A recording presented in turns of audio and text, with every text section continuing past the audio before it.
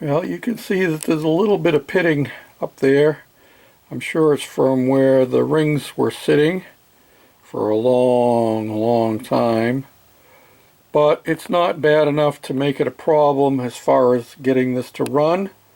And as we all know by now, this is not going to be used for propelling something. You can see that one scratch there where the rings were all lined right up. Yep, not good. But we're going to leave it well enough alone. We're not. I thought I had found another piston and rings, but it was not the right piston for this.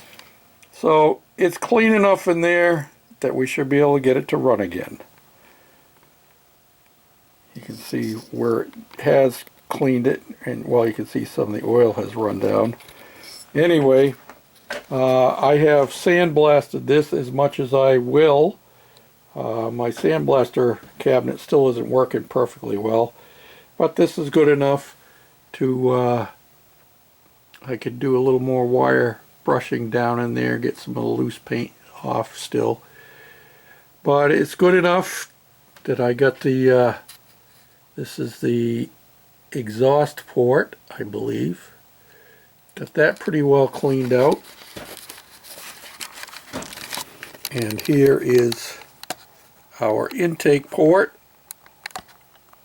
So a little wire brushing and spray it down with some carburetor cleaner again, and then we'll tape it off and make it ready for paint.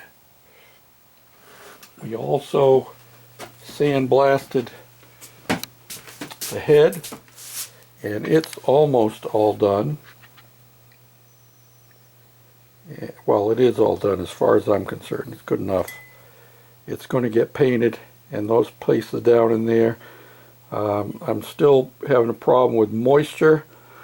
It's not so much that the sand is wet now. The problem is moisture in my air lines. And so I have a combination oil and water separator coming to put in the line. I'm going to put it over there in the sandblasting room. And, well, speaking of the sandblasting room, let me take you over there. It's getting dark. Oh, but look at the beautiful sunrise going on, huh?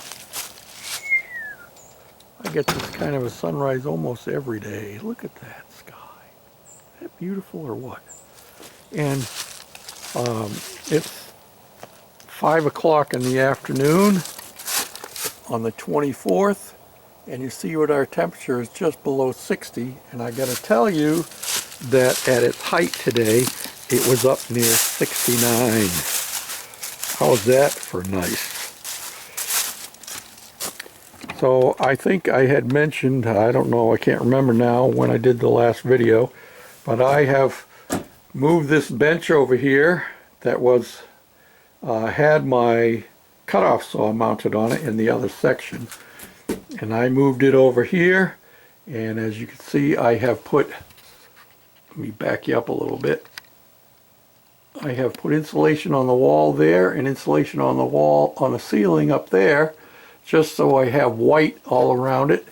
And I have a new light fixture here that I bought a few weeks ago.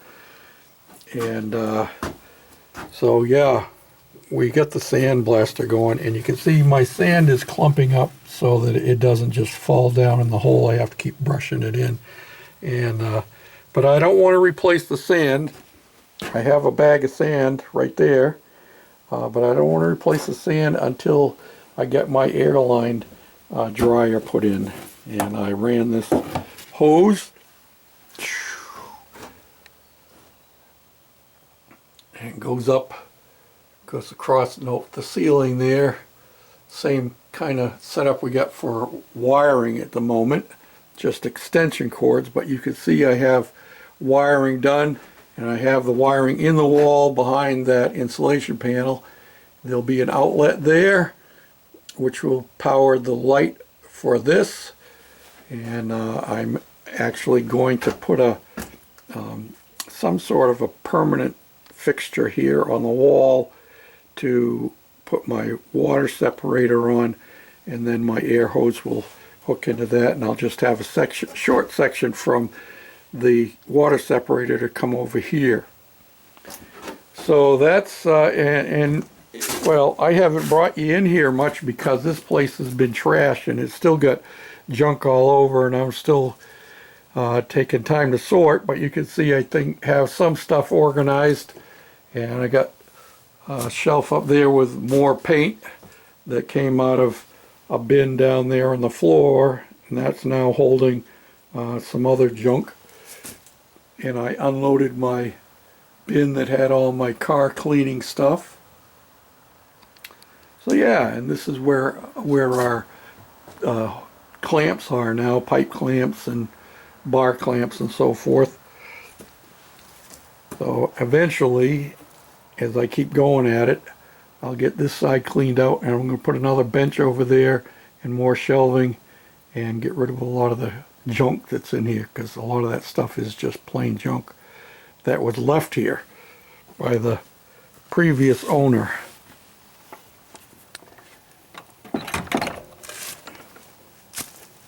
And let me back up again here. This window is going to go in this part right here where we have a tarp that's been here almost since day one, just to keep some of the weather out. But that window is going to go in there. I'm going to get another load of native pine.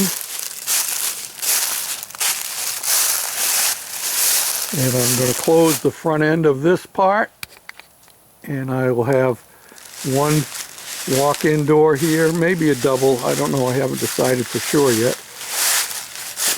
And I'm going to fix that beam back there, and that back wall is going to get closed in and have a couple of windows in that as well. So that's the way things are here in Holiday, Tennessee, with the Shade Tree Fix-It Man at Goofy's Garage.